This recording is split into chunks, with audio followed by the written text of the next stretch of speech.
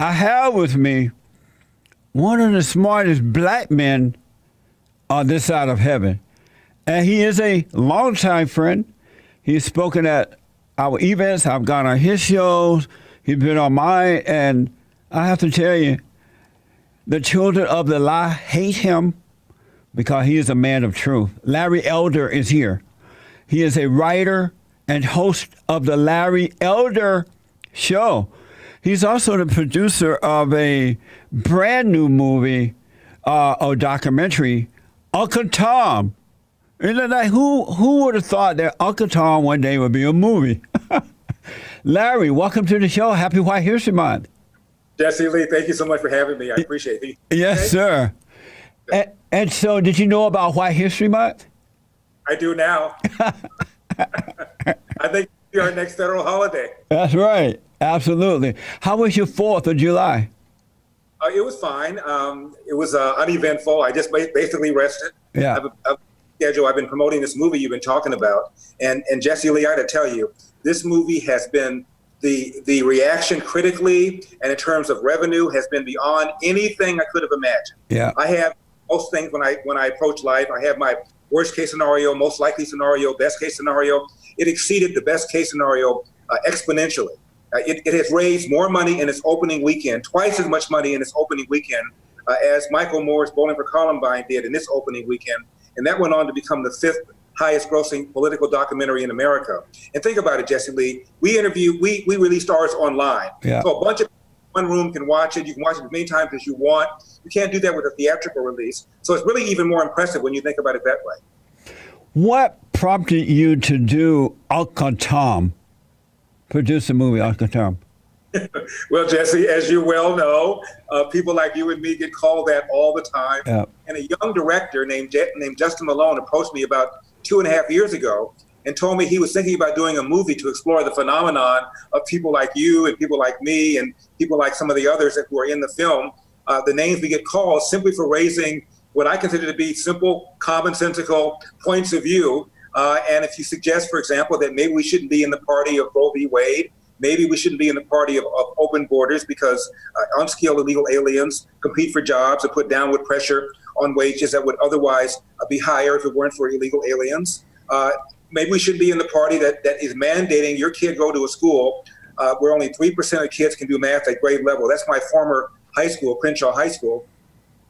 It's a school also that's run by the Crips. And right now, if you live within a certain geographical radius of that high school, you are mandated by government to send your kid to a school where only 3% of kids can do math at grade level, and it's run by the Crips. Republican Party is a party, as you know, of choice and vouchers.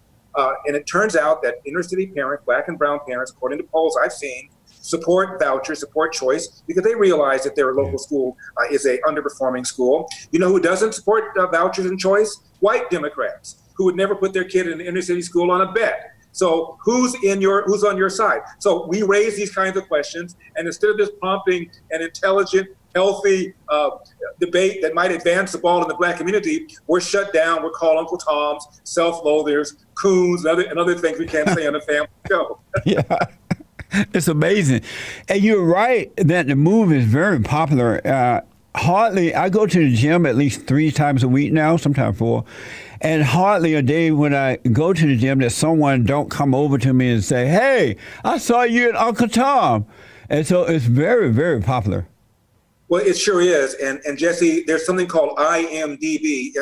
It's an international movie database where you can take a look at all the reviews that people have posted. And so far, over 1,000 people have registered a review from 1 to 10 on the movie.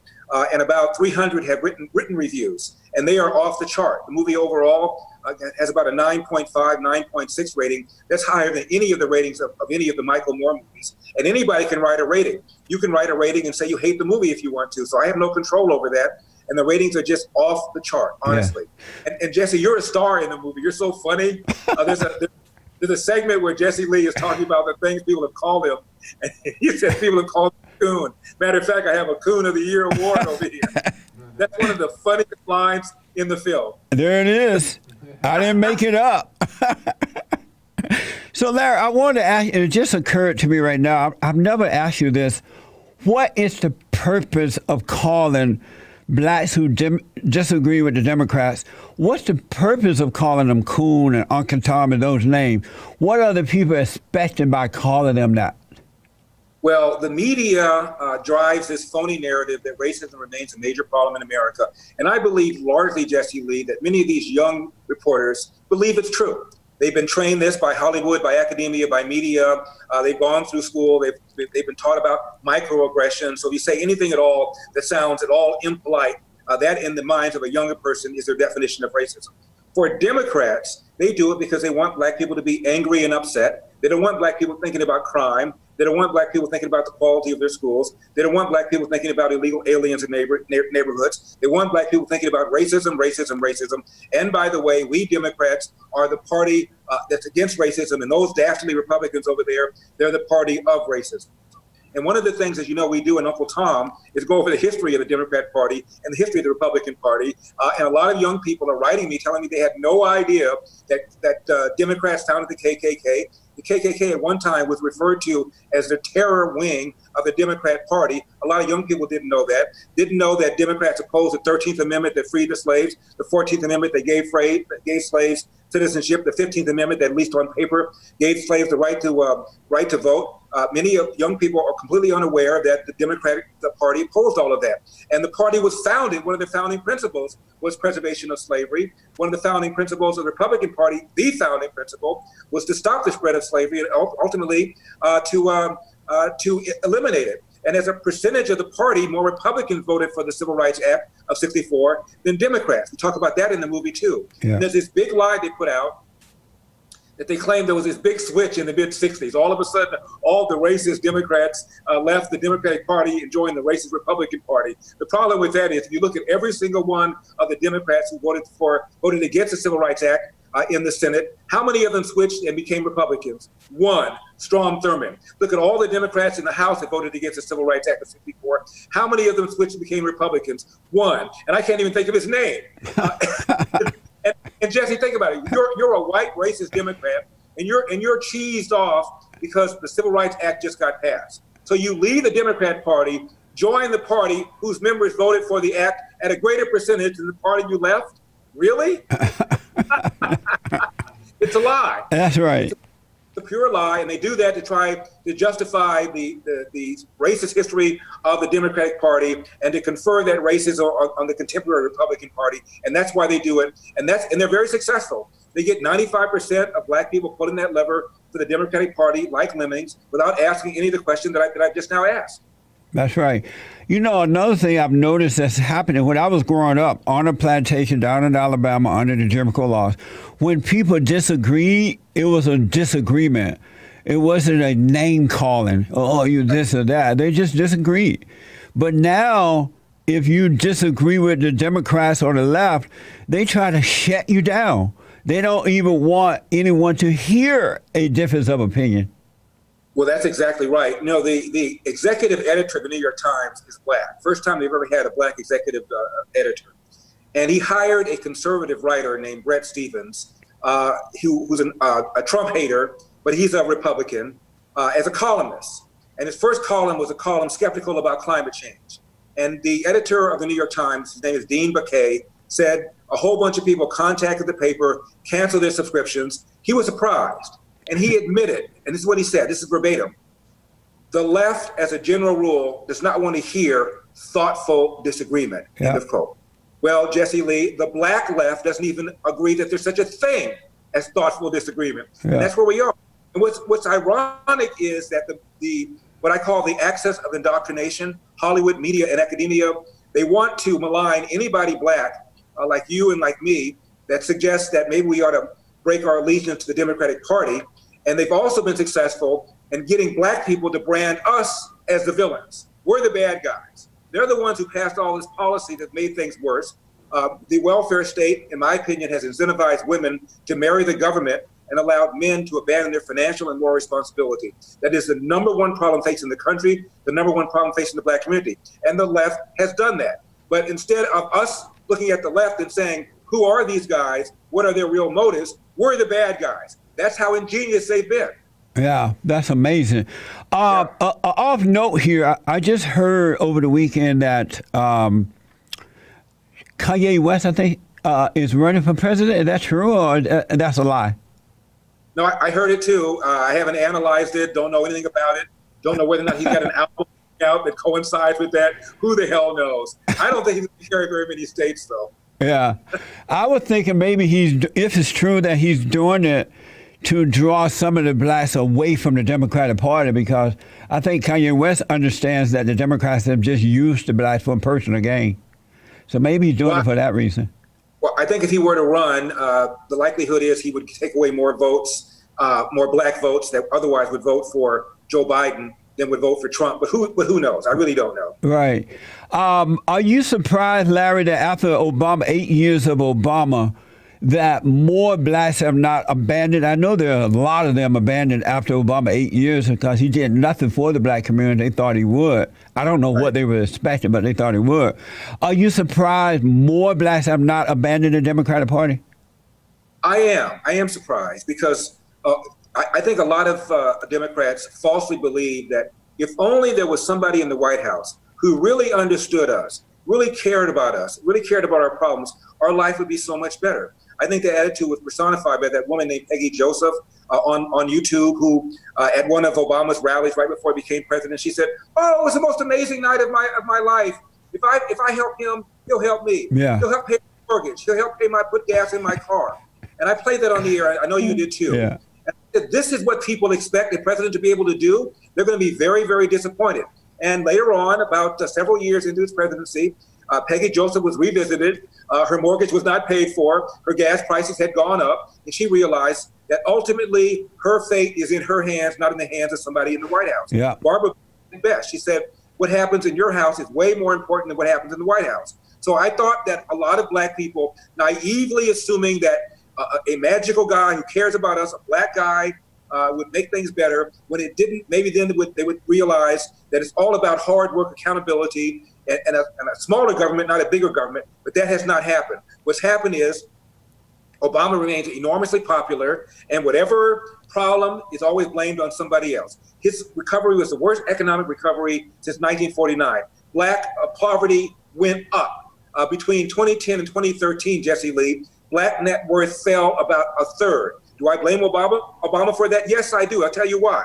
When Obama was a private lawyer, he had 186 clients, class action lawsuit, and sued Citicorp, claiming that these black would-be borrowers weren't getting mortgages because they were black. Now, they weren't getting mortgages because they had lousy credit ratings, but that didn't matter. He sued, and you know what happened. Corporations settled, so they all got their mortgages. And right now, as you and I speak, of that 186, a bunch of them filed for bankruptcy. Almost all of them lost their homes. I think only about 16 or 17 of them still have their homes. And one of them even said there ought to be some sort of law preventing banks from lending money to people who can't afford to pay it back. Duh.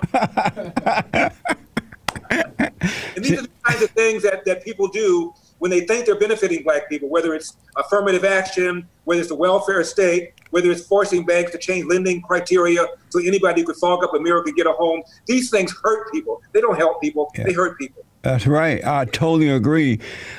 Before we run out of time, Larry, I definitely want you to tell the people how to get Uncle Tom, the movie Uncle Tom. How do you sum up what's this terrorist attack on America right now by Antifa, Black Lives Matter, and all these other radical groups that's mixed up? What is this all about? Well, you can get Uncle Tom by going to UncleTom.com. It's an online release. You can also get a DVD. And while you're there, you can buy some Uncle Tom merch. Be the first in your hood to get you an Uncle Tom T-shirt. What I think is going on right now in the street, Jesse, is complete and total ignorance. Ignorance of the fact that the police are not out to get black people. If anything, studies show the police are more hesitant, more reluctant to pull the trigger on a black person than on a white person. Last year, according to the Washington Post, there were 9 black people shot and killed by the police. There were 19 unarmed 9 unarmed blacks were shot and killed by the police, 19 unarmed whites. I bet most people can't even name an unarmed white person who's been shot and killed by the police. Every year, the police kill twice as many white people as they kill blacks. They kill at least as many unarmed whites as unarmed blacks. Nobody seems to care if it's an unarmed white person. And police shootings against blacks are down dramatically over the last 50, 60 years. According to the CDC, the rate at which police have shot blacks have declined 75%. Meanwhile, of all the homicides in this country, as you well know, half of them were black. most of those are killed by other young black men. It is rare for the police to kill anybody, even more rare for the police to kill a white person, a black person, even more rare for the police to kill an unarmed black person. It almost never happens, and when it does happen, virtually every single time, either the person resisted in a way that made him reasonably be perceived as dangerous. Every now and then there's a handful of cases, which is really quite remarkable. Out of 50 million responses, 11 million people who are arrested, 50,000 cops assaulted, only 1,000 people are killed, and almost all of those, as I mentioned, had a weapon or resisted violently or both. Amazing. That's the type of education that the blacks need to hear instead of all the lies and this crap that they've been taught. They need to hear the truth. See, folks, I told you he is one of the smartest black men on this side of heaven. So, Larry, how can people listen to the Larry Elder Show? Real easy. Just go to my website, larryelder.com, and there's all sorts of apps. You can hear the show live. I'm on from 3 p.m. until 6 p.m. Pacific time, live Monday through Friday. And the movie is Uncle Tom, and they can go where for that? Go to uncletom.com. And by the way, follow me on Twitter at Larry Elder, on Instagram and on Facebook. I'm all over social media, same as Jesse Lee. And Jesse Lee and I are trying to get out the truth. What I consider myself to do every single day, Jesse Lee, I deprogram Victocrats. Yes. One forehead at a time. That's right. Amazing. Larry, again, you know that we appreciate the support you've been giving Bond ever since we started, man. So it's been amazing. We're 30 years old now, the organization, and we're helping people around the world, not just in America, all races, male and female now. It's just mind-blowing. So thank you. It's the number one problem facing this country, the men and women who are growing up without fathers. Yes. And that's got to be hailed. That's got to be fixed. If that isn't fixed, nothing else matters. Absolutely. The movie is Uncle Tom, folks. Be sure to check it out. Larry, thank you so much. And if we could be of any help to you at all, let us know. My pleasure, Jesse Lee. Anytime. And congratulations on an amazing movie, man. Uncle Tom.